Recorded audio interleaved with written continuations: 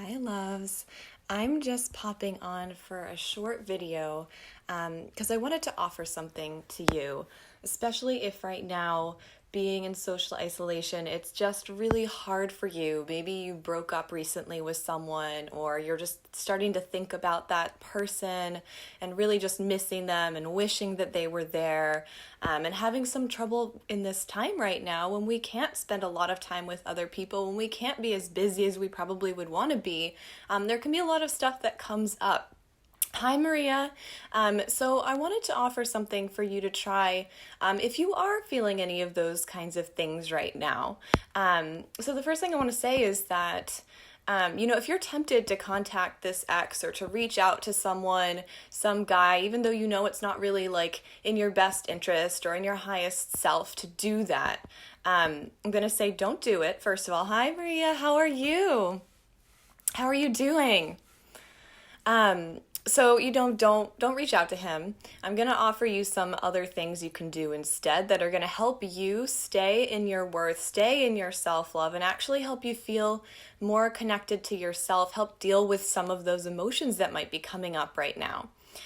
So you might not know this, you may know this, but our brains are literally can get addicted to people.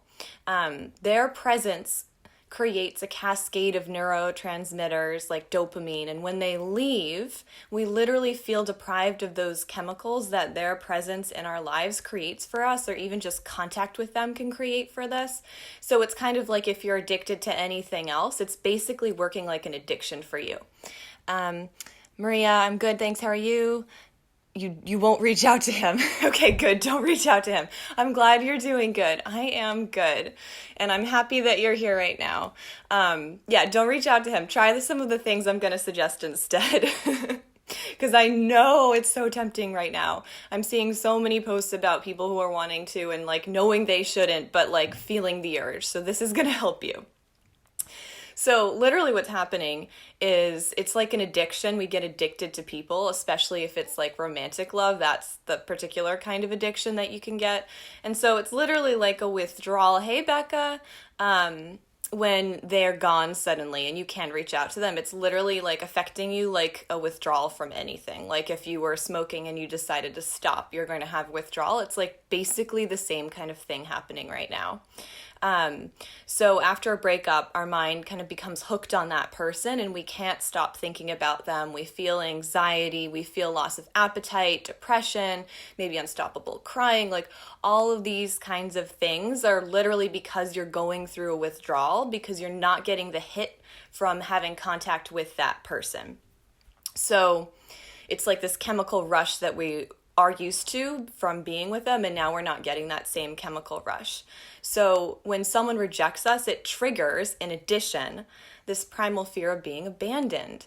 And this is our brains, ancient brains that are wired from like when we first evolved, we were always in tribes. So if someone were to abandon us, or if our tribe were to abandon us, we would literally die.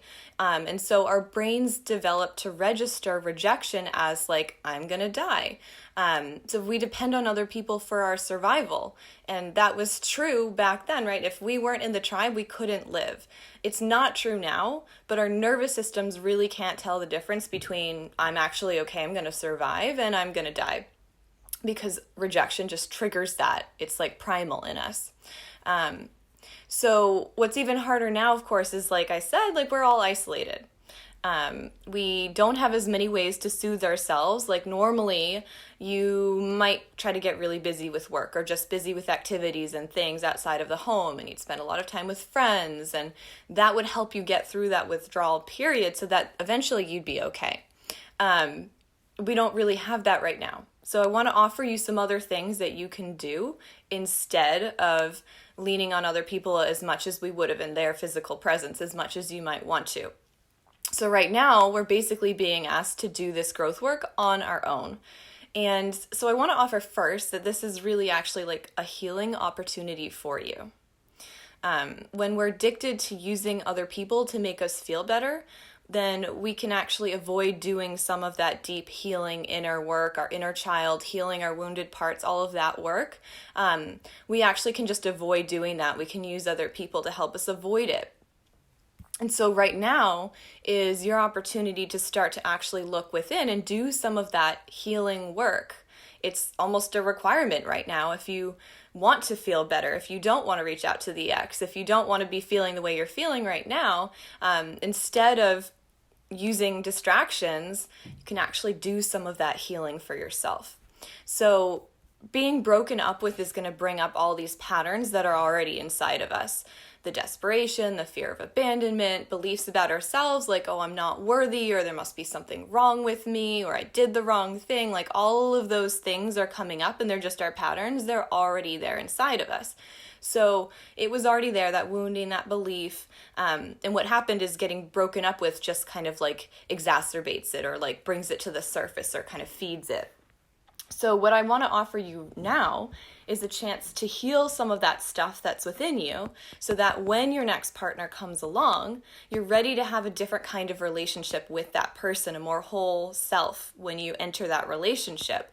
And you can really choose a partner from a higher place of self-worth and self-love.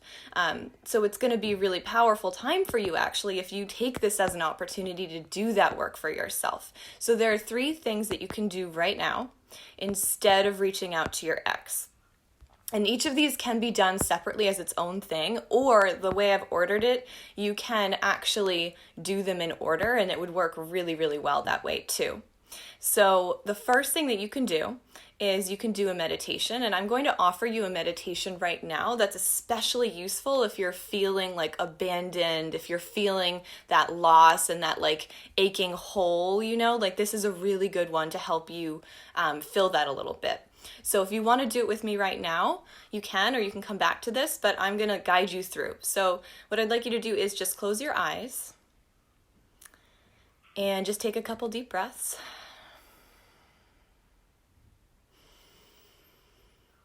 And you can put your hand on your heart. When you put your hand on your heart, it calms your nervous system and it allows your brain to drop into alpha waves, so it's allowing more of your intuition to come through.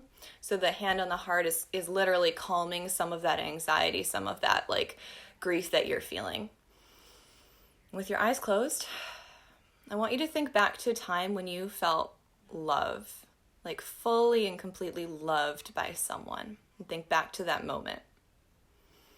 So maybe it was a grandparent, maybe it was a parent, maybe it was a close friend, a partner, a child, could even be a pet. But I really want you to think back to that moment and what that felt like, to just be loved by that person and feel so safe and loved. Really allow yourself to be in that memory and just really sink in how that felt in your body. And just keep breathing. So loved and supported and cared for.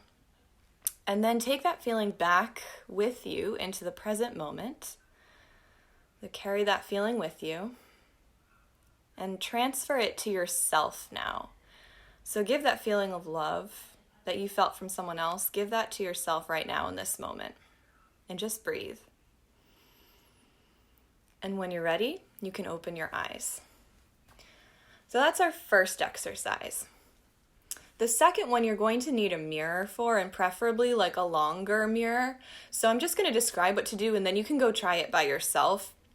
So this is mirror work.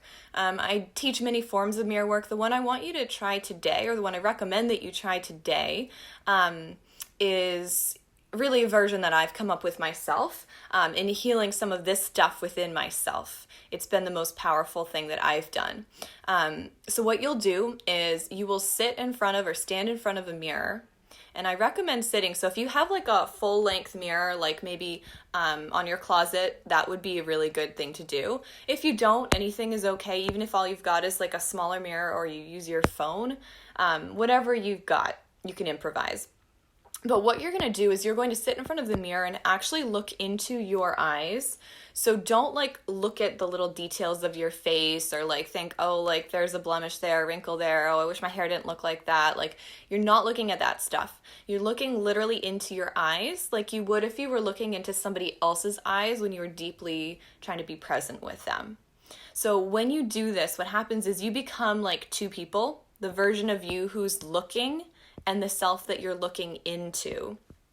And so what you'll find most likely is that looking into your own eyes like this, you've probably never done before unless you've done mirror work before. And it's likely to bring up a lot of emotion. It tends to be like a lot of unhealed pain that comes up.